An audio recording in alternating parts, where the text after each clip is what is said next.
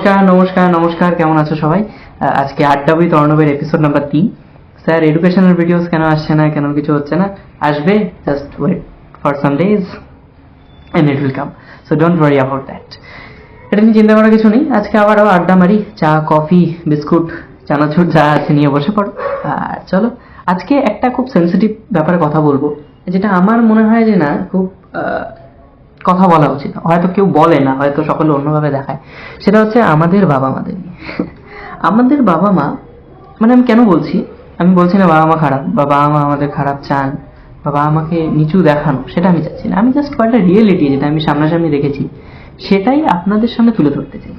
তারপরে আপনারাই বিচার করবেন, কমেন্ট সেকশনে জানাবেন যেটা কি সত্যি না, আদৌ কি প্রবলেমগুলো হয় কি হয় না। কিন্তু আমি আমার চোখের সামনে দেখেছি, তাই জন্য শেয়ার করতে চাই। আজকে আমরা বাবা মাকে নিয়ে কথা বলবো। আমার মনে হয় এই বাবা মা আমাদের যে বাঙালি কালচারের, তাদের একটা করে বুট ক্যাম্প, একটা করে ট্রেনিং, সবকিছু দরকার নিজেদের সন্তানের আরো ভালো করার জন্য। বাবা মারা মূলত কি করেন, ভালো করতে গিয়ে অন্যভাবে সন্তানের মানসিক অবস্থার ক্ষতিগ্রস্ত করেন। কিভাবে, যেমন আমি একটা এক্সাম্পল দিই, তাহলে আপনারা সকলে বুঝবেন। আমি যেখানে টিউশন পড়তাম সেখানে আমার দুই যমজ বন্ধুও পড়তো। মানে আমি ইতিহাস পড়তাম, সেখানে দুজন যমজ বন্ধু ইতিহাস পড়তো। যমজ মানে দুজনেই একই রকম দেখতে। তো একজন খুব ভালো রেজাল্ট করতো, মানে ও 94 95 এরকম পেতো, আর আরেকজনের একটু অবস্থা খারাপ ছিল, মানে একদমই খারাপ অবস্থা ছিল, ও আবার খুবই ফেলের দিকেই যেত। তা একদিন টিচারের সাথে ওর বাবা মা দেখা করতে আসে। তো টিচার বলে যে ও তো অত ভালো পেলো 95, আরেকজন তো একটু কম পেয়ে গেল, ও তো পড়াশোনাই করে না। লিটারালি আমার সামনে তাদের বাবা মা বললো যে আমার এই ছেলে তো সবচেয়ে ভালো, এবং আরেক ছেলে এত বাজে, তাকে জন্ম দিয়ে আমরা ভুল করে ফেলেছি। হ্যাঁ, এরকম কথাবার্তা। তো সেই বাবা মারা কি করে এক্সপেক্ট করে যে যে ছেলেটাকে এরকম কথা বললো, যে যাকে জন্ম দিয়ে ভুল করে ফেলেছি, কুলাঙ্গার ছেলে, সেই ছেলে পরবর্তীকালে তাদের দেখবে বা তাদের দেখভাল করবে বা তাদের সাথে তাদের মানসিক কন্ডিশনের মিল খাবে, সেটা তারা কোনোভাবে কি এক্সপেক্ট করতে পারে? আমার মনে হয় সেখানে সন্তানের কোনো দোষ নেই, বাবা মাদের দোষ। এবার বাবা মাদের প্রাইমারি কিছু যে দোষগুলো, যেটা আমার চোখে পড়ে, সেটা আমি বলতে চাই। এবং এই দোষগুলো যদি আমি আজকে না বলি, তাহলে হয়তো অনেকেই শিখবে না, অনেকেই জানবে না, এবং অনেকেই জানবে না যে এটা দোষের মধ্যে পড়ে, আরো সমস্যা হবে।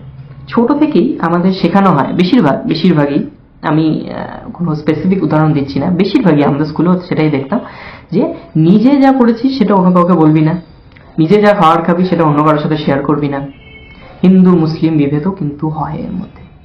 এবার আমার কথাটা হচ্ছে, একটা শিশু, একটা বাচ্চা যে কিছু জানে না, যার মধ্যে কিছু নেই, যাকে শেখাতে হবে, নতুন করে গড়তে হবে, সে ছোট থেকেই শিখছে যে কি করে শুধু নিজস্ব কথা ভেবে স্বার্থপরতার পথে যেতে হয়। নিজের বাবা বলবো না কি পড়লাম, হ্যাঁ, বা কি খেলাম, এই বাবা তুই খাবি, তুই নোংরা। আমার মনে হয় এগুলো ছোটবেলা থেকেই যদি চলে আসে, তাহলে সেই ছেলে বড় হয়ে কত ভালো দিকে যেতে পারে, সে কত ভালো হতে পারবে বড় হয়ে, যে একটা জায়গায় গিয়ে তো থামবেই। এবং এইখানেই মানুষের প্রাইমারি জিনিসটার গলতি শুরু হয়। আজকালকার আমাদের যদি এই জেনারেশন না ভালো হয়, তাহলে আমরা কি করে ভাববো যে না, আমরা পরবর্তী জেনারেশনকেও ভালো করতে পারবো বা পরবর্তী জেনারেশনও ভালো হবে? পরবর্তী জেনারেশনের ভিতরে এই জিনিসগুলোই চলে আসবে, যে হয়তো আমার বন্ধুকে আমি এটা বলবো না, বাবা যেটা পড়লাম সেটা দেখাবো না, বা এরকম কথা শুনি। তো এই জিনিসগুলো কি আদৌ ভালো? মানে আমার তো মনে হয় না ভালো। আরেকটা যেটা প্রাইমারি ব্যাপারে গলতি, যেটা আমি বুঝি, সেটা হচ্ছে চাপ দেওয়া, কোনোভাবেই চাপ দেওয়া বা কারোর সাথে তুলনা করা। এই তোর ওই বন্ধু পেলো, তুই তো পেলি না, এই তোর এই করলো, তুই তো করলি না। এই তুলনামূলক জীবনযাপন, এই তুলনামূলক জীবনযাপনে যখন একটা বাচ্চা বা একটা যার মানসিক শান্তিটাই নেই, কারণ তার সাথে তুলনা করা হচ্ছে, সে নিজের সবকিছু ভুলে গেছে, যে নিজে কি করতে ভালোবাসে বা নিজে আদৌ সে পড়তে ভালোবাসে না গান করতে ভালোবাসে। সে তো ভালো গান করে, কিন্তু তার সাথে তুলনা হচ্ছে, না ও তো খুব ভালো পড়াশোনা করে, তুই কেন পড়িস না, তুই কুলাঙ্গার। সে কি ভালো পথে যেতে পারবে? কোনোদিনও যেতে পারবে? তার তো ছোট থেকেই মানসিক অবস্থাটা খারাপ হয়ে যাচ্ছে, ছোট থেকেই তাকে মানসিক চাপ দেওয়া হচ্ছে। পড়াশোনার চাপ তো অন্য ব্যাপার, ওটা তো আছেই, মানসিক চাপটাই তো ছোট থেকে দেওয়া হচ্ছে। এবং এই মানসিক চাপে পড়ে একটা ছেলে বা একটা মেয়ে কতটা আগে যেতে পারবে বলে আপনার মনে হয়? সে কি পারবে? কারণ সে নিজস্বতাটাই ভুলে গেছে, তার মধ্যে কোনো নিজস্বতা, আমি বলে যে বস্তুটা, এই ভিতরের আমি, সে আমি বলে কোনো বস্তু নেই। সে খালি অন্যকে দেখে, আচ্ছা অন্য এটা ভালো, তাহলে আমাকেও করতে হবে, আচ্ছা তুই এটা বললি, তাহলে আমাকেও করতে হবে। কেন? কারণ বাবা মা আবার কথা শোনাবে।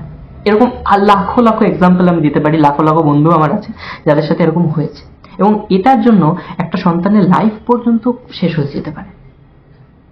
আমরা দেখেছি যে একটা পরীক্ষা বা আমরা এসে কোথায় বলবে যে যা পারিস তাই দে, এটা বলার বদলে বলছে তোকে ফার্স্ট হতেই হবে, যদি ফেল করিস মরা মুখ দেখবি, এরকম কথা। তো এরকম কথাবার্তায় একটা ছেলে কতটা ভালো করতে পারবে, সে তো চাপ অনুভব করবে। সে যদি ভালো করেও সে কি আদৌ মানুষ হবে? মানুষ হবে না। মানুষ হতে গেলে অনেক বড় হতে হয়, অনেক বড় হতে হয়, সেই জার্নিটা অনেক বড় মানুষ হওয়ার জার্নিটা। হ্যাঁ, সেটা মানে রক্ত মাংসের মানুষ হয়ে গেলাম আর আমরা মানুষ, সেটা সেইভাবে চলে না, সেই কথা অন্য কোনো একদিন বলবো। কিন্তু নিজেকে নিজেকে অনেক আত্মবিশ্বাসী তখনই করে তোলা যাবে যখন আমরা বুঝবো যে না, আমরা আমাদের মধ্যে ইউনিক কোনো ব্যাপার আছে এবং আমাদের মধ্যে সেই নিজস্বতাটা আছে। নিজস্বতাটাই যদি হারিয়ে যায়, আমরা যদি অন্যকে কপি করতে থাকি, অন্যর সম্পর্কে কিছু বলতে থাকি বা এই তুলনামূলক জীবনযাপন এটা মেনে নিয়েই চলতে থাকি, আপনার কি মনে হয় আমরা আগাতে পারবো? কোনোদিন আগাতে পারবো না। তাই বাবা মাদের ম্যান্ডেটরি করে দেওয়া উচিত আমার মনে হয় যে কোনো কোনো ট্রেনিং, কোনো প্লেসমেন্ট তো দেওয়া যাবে না, ট্রেনিং দেওয়ানো যেতে পারে যে না, এই জিনিসগুলো সন্তানকে বোঝাতে হবে, এবং এইভাবেই সন্তান মানুষ হয়, এইভাবেই একটা ছোট বাচ্চা থেকে একটা বড় শিশু গড়ে তোলা যায় এবং একটা মানুষের মতো মানুষ গড়ে তোলা যায়।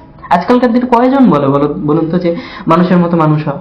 কেউ বলে না। কেউ বলে ডাক্তার হওয়া, আরে কি হবে, আমার তো ইচ্ছা। কেউ যদি মানে ভুল করেও বলে ফেলে আমার তো ইতিহাস পড়ার ইচ্ছা, তাকে বলবো ও আর্টস, সায়েন্স নিয়ে ভালো না নাকি ছেলে, মেয়েটা ভালো না, আর্টস নিয়ে পড়ে, পাগল। আর কেউ যদি ভুল করেও বলে আমি গীতা নিয়ে পড়ি বা আমি সাহিত্য নিয়ে পড়ি বা আমি আমাদের যে সংস্কৃতি আছে সেগুলোকে নিয়ে চর্চা করি, তাহলে তো আর কি হবে এগুলো নিয়ে চর্চা করে, চাকরি বাকরি তো নেই। সবকিছুর সাথে চাকরি বাকরিকে তুলনা করা যায়? আমার মনে হয় তুলনা করা যায় না। হ্যাঁ, চাকরি বাকরি একটা পয়েন্টে দরকার, সেটা না হলে মানুষের জীবনে টাকা আসে না, এবং টাকা মানুষের জীবনে দরকার। তো আমার সব বাবা মার কাছে করজোড়ে নিবেদন, সব বাবা মার কাছে করজোড়ে নিবেদন, যদি একজনও এই ভিডিওটা দেখে থাকে আমার মনে হয় আমি সার্থক, যে আপনারা প্লিজ আপনার সন্তানের উপরে এরকম জোর করবেন না, কোনোদিনও জোর করবেন না। তাকে একদম ফ্রি করে দিন না, দেখবেন তার মতো বড় মানুষ হয়তো আর হবে না। একদম ফ্রি করে দিন। এই যে তোকে টিফিন দিচ্ছি, 5 জনের সাথে শেয়ার করে হলেও খাবি, এই কথাটা বলুন।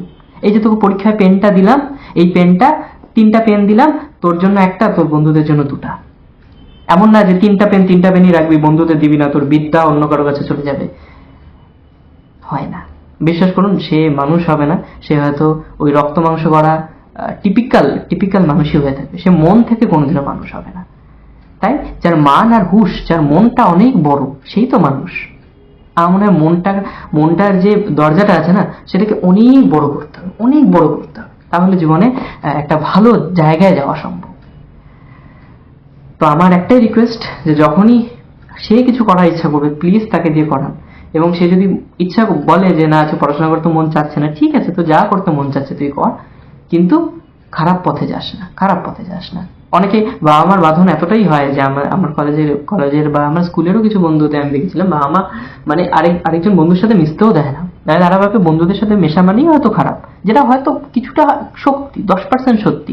কিন্তু তার ফলে সে কি হচ্ছে, যে একটা খারাপ পরিবেশ থেকে বেরিয়ে আসার যে ক্যাপাবিলিটিটা তার মধ্যে, সেটাও জন্মাচ্ছে না। সে ভাবছে আমাকে এটা আটকানো হচ্ছে, এবং আমাদের এটা কিউরিয়াস মাইন্ডসেট, আমাদের স্বাভাবিক মাইন্ডসেট, যখনই আমাদের কিছুতে আটকানো হয় সেই জিনিসটা আমরা বেশি বেশি করে করি, সেই জিনিসটা আমরা বেশি বেশি করে করি। তো আজকে ভিডিওটা এখানেই রাখলাম। আশা করি আমার যে প্রার্থনা, আমার যে কথাগুলো, সেটা আপনাদের কাছে পৌঁছে গেছে। পৌঁছে গেলে অনেক লাইক, শেয়ার এবং সাবস্ক্রাইব করবেন। আজকের জন্য নমস্কার, ধন্যবাদ, খুব ভালো থাকবেন। আড্ডা এখানেই শেষ। নমস্কার।